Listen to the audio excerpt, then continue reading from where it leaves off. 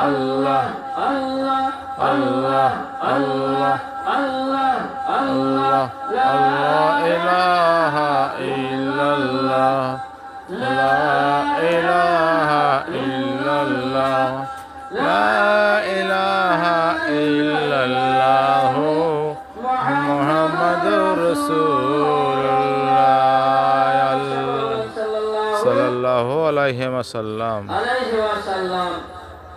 আলহামদুলিল্লাহ, সমস্ত প্রশংসা সেই রব্বুল আলামিন জাত পাক লা শারীক ওয়াহিদ আল্লাহ সর্বশক্তিমান সর্ববিরাজমান রব্বুল আলামিনের দরবারে লাখ লাখ শুকরিয়া যে রব্বুল আলামিন আল্লাহ তাআলা আমাদেরকে একত্রিত করে কোন একটা আশা আকাঙ্ক্ষা উদ্দেশ্য নিয়ে এই বাণী মিলাদ মাহফিল সর্বসারি মজলিসে আল্লাহ উপস্থিত করেছেন এবং বিচার কথা বলার শোনার আমল করার আল্লাহ যেন তৌফিক আয়াত করেন, সকলে বলি আল্লাহুম্মা আমিন। আল্লাহুম্মা আমিন। কেননা এই যে মজলিস বড় মোতাবারক মজলিস, এই মজলিসে অনেক রকম ফায়দা আছে, বিভিন্ন রকম ফায়দা আছে, সওয়াব আছে। এই মজলিসে সবার জন্য আসা সুযোগ হয় না, সবাই আসতে পারে না। যেরকম পয়সা থাকলে মানুষের হজে যেতে পারে না, হজ সবার জন্য হয় না। একটা গরিব মানুষ অল্প কিছু খেয়ে জমিয়ে সে হজে যাওয়ার জন্য আপ্রাণ করছে, চেষ্টা করছে, যাচ্ছে, কিন্তু যাদের কোটি কোটি টাকা আছে তারা হজে যেতে পারছে না। এই হজে যাওয়ার জন্য একটা বিরাট নিয়ামত, সবাই করা হয় না। এই মিলাদ মাহফিল সর্বসারি মজলিসে সবাই করা আসার সুযোগ হয় না। আর পয়সা আছে, খাওয়া দাওয়া, রিজিকের মালিক হলেন আল্লাহ। অনেকের পয়সা আছে, খেতে পারে না, খাওয়া দাওয়া হয় না। পয়সা আছে, খাওয়া নিষেধ। আর গরিব মানুষ দেখো তারা ঠিক খেয়ে যাচ্ছে, ডাল ভাত, আলু ভর্তা, সবজি, মাছ, গোশ, যেরকম আল্লাহ যা হচ্ছে খেয়ে যাচ্ছে। কিন্তু একটা মানুষের বড় পয়সা আছে, খেতে পারছে না।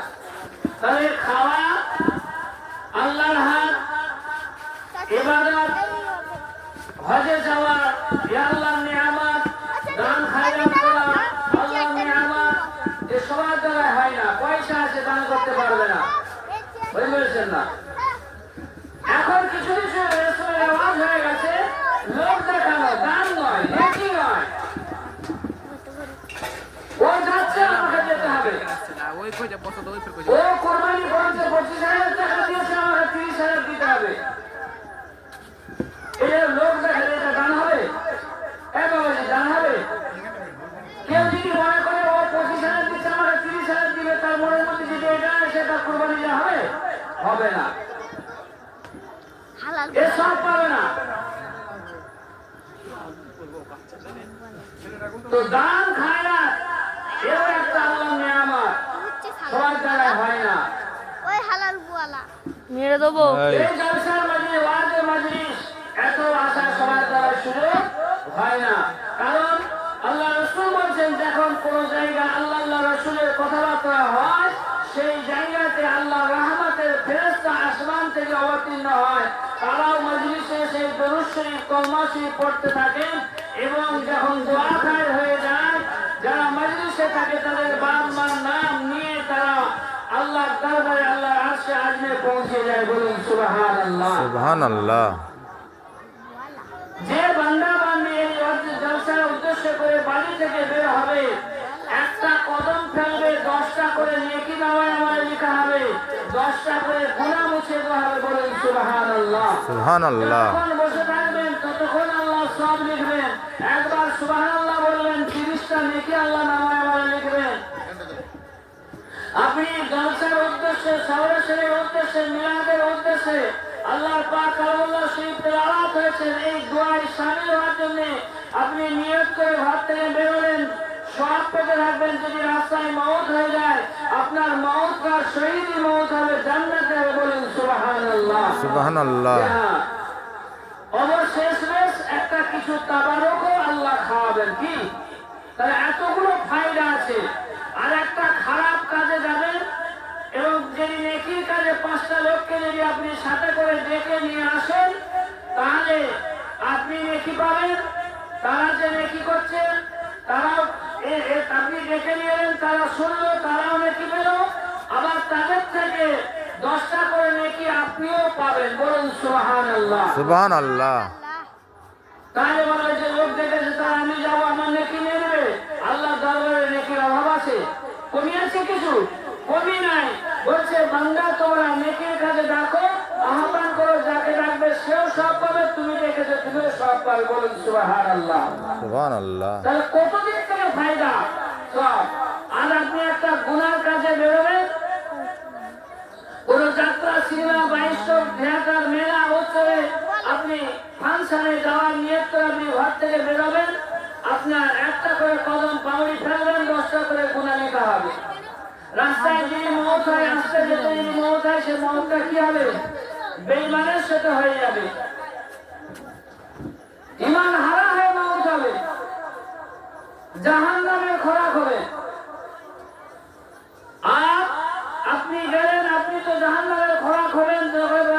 আপনি যে 5টা ছেলেকে ডেকে নিয়ে গেলেন, তারাও যে গুনাহ করছে সে গুনার অর্ধেকও আপনার বোঝায় আসবে, আপনার মাথায় চাপবে। তাহলে গুনার কাজ করতে গেলে গুনারে ভারতবে, নেকির কাজে ডাকলে নেকি সব। এই জন্য বলছে যে গুনাহ করো একা করো, আর নেকি করো 5 জনকে নিয়ে করো। বলুন সুবহানাল্লাহ। সুবহানাল্লাহ। তাই ভাইরা, বাবা ছেলে আমার, ঠান্ডা মনে হচ্ছে। মেলা গেল 10টা, 11টা, 12টা। হ্যাঁ, আল্লাহু আকবার। ভিড় মুসলমান শতকরা 90% মুসলিম, 10% গয়ের কম। আবার 90% এর মধ্যে 70% মেয়ে ছেলে, 20% বাবা ছেলে। কি ঠিক কিনা? বলছে মহিলা তুমি গেছিলে নাকি? না, যাইনি। 5 ওয়াক্ত নামাজ কাজী পড়ায় আসিয়াকে ঘুরে আসা যাওয়া করি, দেখছি তো, চোখ দিয়েছে তো আল্লাহ। ঘুরছি রাস্তায়, আসে দেখছি মেয়েরা আসছে, ঢল নেমে গেছে, ছেলেরা আসছে। হ্যাঁ, আজ মুসলমানদের উপরে কেন অত্যাচার, কেন গজব, কেন তোমার মুসিবত আসছে আরো আসবে?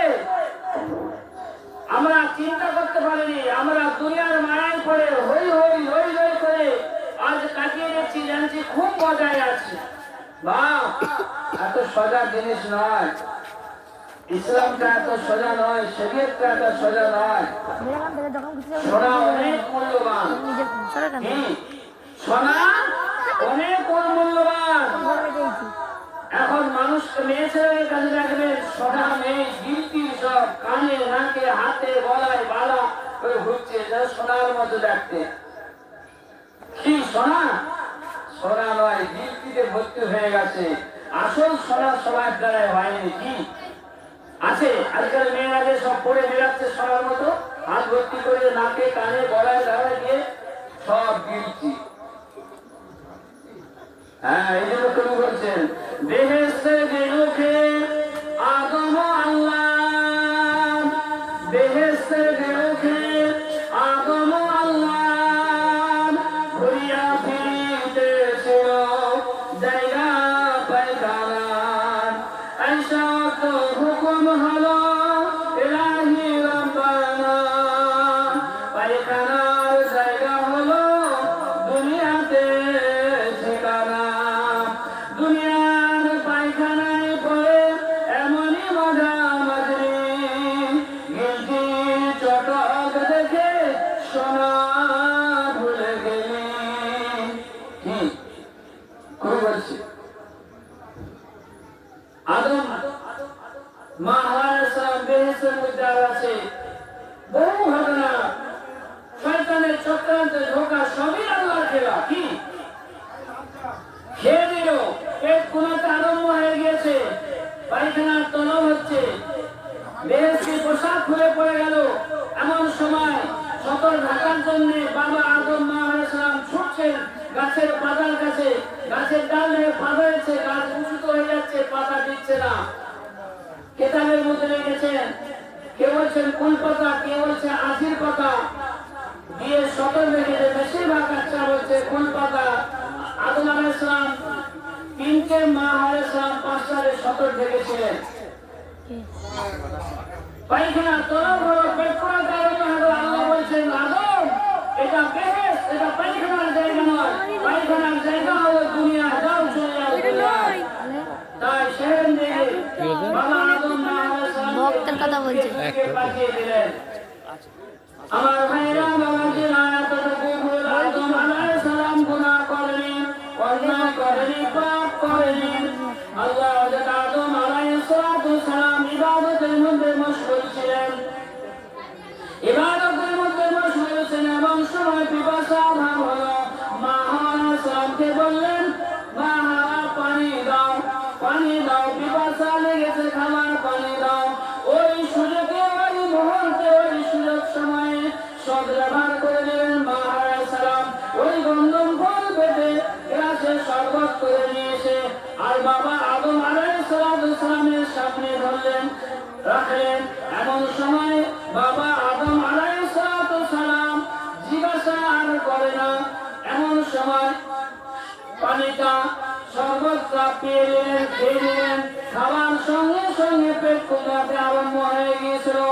বাবা আদম আলাইহিস সালাম পানি চেয়েছিলেন, পানি চেয়েছিলেন। সেই মুহূর্তে মা আলাইহিস সালাম গন্ধম ফল পেটে এসে দিয়েছেন। খাবার সময় খালি জিজ্ঞাসা করে না, আর জিজ্ঞাসা করতে লাগে। এই ছেলেকে চাইলাম পানি দাও, পানির বোতল এসে দিলেন। এতে যদি জহর, বিষ, কেরোসিন, ডিজেল এসে দেয় আর আমি আর দেখার চেষ্টা করব কেন? আমি পানি চেয়েছি, সে পানি ডিজেল কি মোবিল এসেছে, হ্যাঁ, এটা জিজ্ঞাসা করার দরকার লাগে না। কি লাগে? কি বলছেন? আর বুঝতে পারছেন না? করে না লাগে না না আপনাকে পানি চাইলাম, আপনি পানি গ্লাসে হোক বোতলে জগৎ এসে দিলেন। এবার পানি আপনি না দিয়ে আপনি ডিজেল দিলেন কি কেরোসিন দিলেন। এবার ফের খাবার সময় জিজ্ঞাসা করবে তো পানি দিয়েছো কি দিয়েছো, আর লাগে না। তাহলে এটা কি ভুল? ভুলও বলা যাবে না, অন্যায়ও বলা যাবে না। কি ভুলও বলা যাবে না, অন্যায়ও বলা যাবে না, গুনাহও বলা যাবে না, যাবে? সেই মুহূর্তে পানি এসে খালি এতটুকু কথা জিজ্ঞাসা করেন না এটা কি, জিজ্ঞাসা করার তো প্রয়োজন নেই, লাগে না, পানি চেয়েছে বাস। এতটুকু কথা ধরে নিতে আদম আলাইহিস সালাম মা আলাইহিস সালামকে দৈনিকে দুজনকে দুনিয়ায় পাঠিয়ে দিলেন। বাবা আদম আলাইহিস সালাম কেঁদে কেঁদে কেঁদে কেঁদে চোখ থেকে রক্ত বইয়ে দিয়েছিল। বাবা আদম আলাইহিস সালাম কেঁদে কেঁদে চোখ পেটে রক্ত বইতে আরম্ভ হয়ে গিয়েছিল। পাহাড়ের তলায় যে কাঁদে পাহাড় আশ্রয় যায় না, গাছের তলায় যে কাঁদে গাছ আশ্রয় যায় না। বাবা আদম আলাইহিস সালাম কেঁদে কেঁদে কেঁদে কেঁদে 300 বছর কেঁদে জাবলে রহমান পাহাড়ের তলায় গিয়ে বসে, জাবলে রহমান পাহাড়ের তলায় বসে আল্লাহর কাছে অনেক বিনয় করে কাঁদে, রব্বে আল্লাহ, রব্বে আল্লাহ, আমি আদম অন্যায় করেছি, ভুল করেছি, অপরাধ করেছি, রব্বে আল্লাহ আমায় ক্ষমা করে দেন, মাফ করে দেন। দোয়া কবুল হলো না, আমার কানে আমার বাঁচা, রব্বে আল্লাহ আমি শুনেছি, দেখেছি ওই আরশে আজিমের মাঝে একটা নাম লেখা ছিল, যে নামটা নাকি আমার বংশ, আমার গোত্রে, যিনি নাকি আখেরি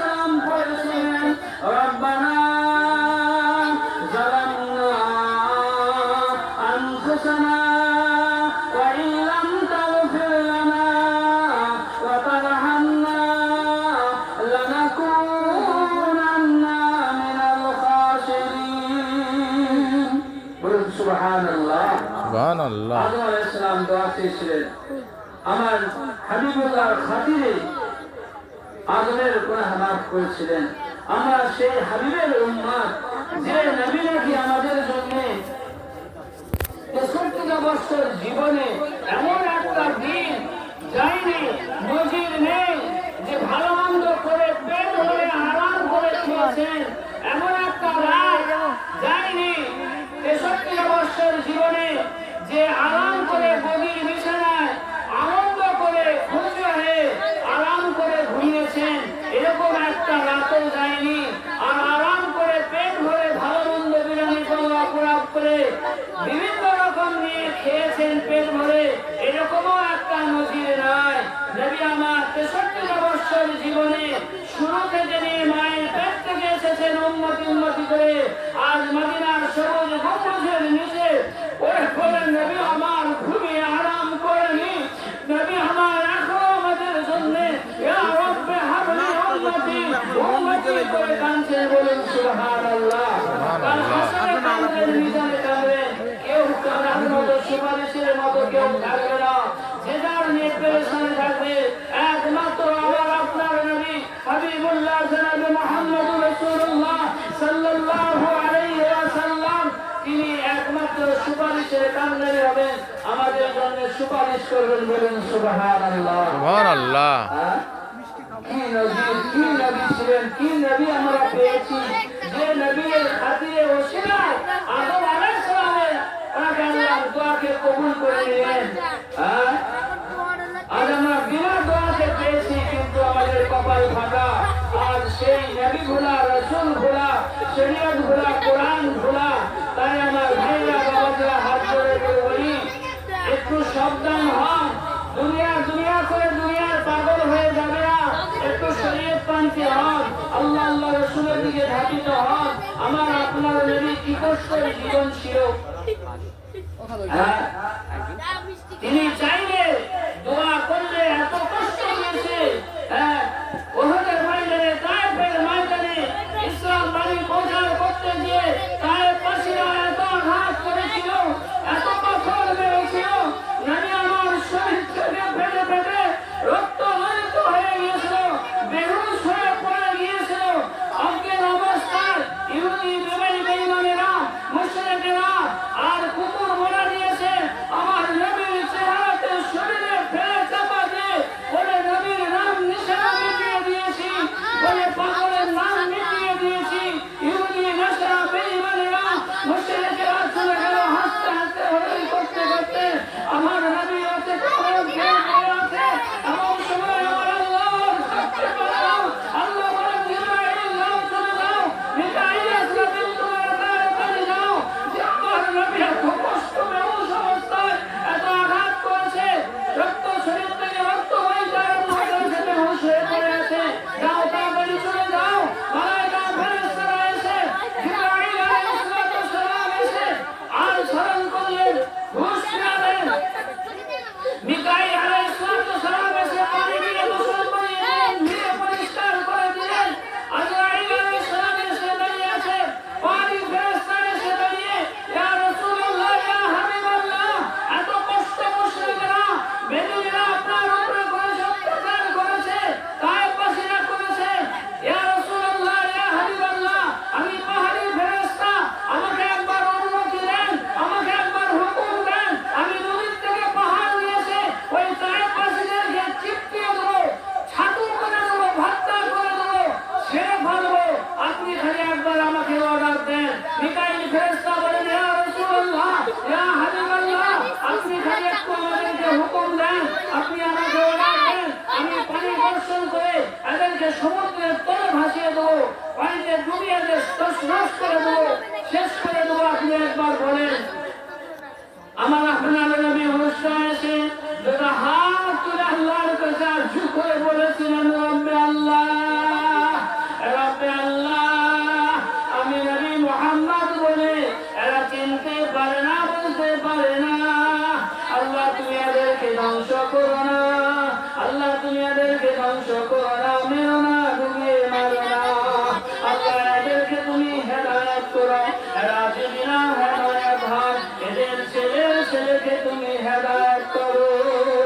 সুবহানাল্লাহ। সুবহানাল্লাহ। চিন্তা করেছেন কি নবী উম্মত আমরা, কোন নবীর উম্মত আমরা? একটু চিন্তা আমরা করিনি বা একটু চিন্তা করিনি, ভাবছি দুনিয়াটাই সব। হ্যাঁ, 14 ফুয়ার ভিতরে রয়েছে কি হবে? যারা দিয়েছে তারা আগে বলছে, হ্যাঁ বলছে, চিৎকার করছে, যদি সে আওয়াজটা দুনিয়ায় আসতো, দুনিয়ার মানুষ জীবজন্তু সবের কানে তালা লেগে যেত, বোমা হয়ে যেত। এমনই কবরের আযাব, এমনই মাইয়েতের চিৎকার। হ্যাঁ, তো ভাইয়া আমার, সে কথা কেউ স্মরণ করেনি, ভাবছে দুনিয়াটাই সব, আর এই দুনিয়া থেকে হয়ে করে চলে গেলে সব থেকে কবরে যা হবে হবে। এত সোজা নয় বা কঠিন আযাব। সেটা চিরতরের জন্যে, এই দুনিয়া তো কখনই জন্যে। তাই হাত জোড় করে বাপ, নামাজি হন, রোজগার হন, হালাল উপায় করেন, হালাল রুজি খান, ডাল ভাত খান, হালাল খান। চুরি চামারি দোষবাজি ফেরতবাজি ধোকাবাজি, ভাইয়ের হক এতিমের হক ছেলের হক মেয়ের হক মেরে বিরিয়ানি পোলাও খেয়ে কোনো লাভ নেই। আছে কোনো লাভ নেই। খাবে না, ভালো মন্দ খাওয়া হবে, হারাম তো খাচ্ছে।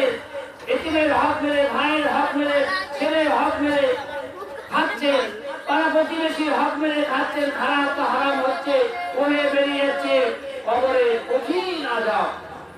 আর আপনি ডাল ভাত খান, আলু ভর্তা ভাত খান, শুকরিয়া আদা করেন, একবেলা খান একবেলা শুকিয়ে থাকেন, আল্লাহর কাছে শুকরিয়া আদা করেন, আরজু করেন, আল্লাহ যা খাওয়ালেন আল্লাহ আপনি শুকরিয়া, খিদে রেখেছেন, ভোকা রেখেছেন, আল্লাহ আপনার দরবারে শুকরিয়া। আমার আপনার নবী বলেন, আমার আপনার নবী শোনার জবানে বলেন, ও আমার উম্মত উম্মতিরা, আমি নবী মুহাম্মদ সাল্লাল্লাহু আলাইহি ওয়াসাল্লাম, আমি যদি বলতাম, আমি যদি চাইতাম, উহুদ পাহাড় তো সোনা দূরের কথা, তামাম মক্কা মদিনাটা পাহাড় সোনা সোনা হয়ে যেত, যত পাহাড় আছে ওই পাহাড় থাকতো না, সব সোনা হয়ে যেত। কিন্তু না না না না, আমি নবী সেটা চাই না। আমি নবী চাই গরিবী হালতে আমি থাকবো, কেননা আল্লাহ ঘোষণা করেছেন বড় লোকের থেকে গরিবরা 40 বছর আগে জান্নাতে যাবে।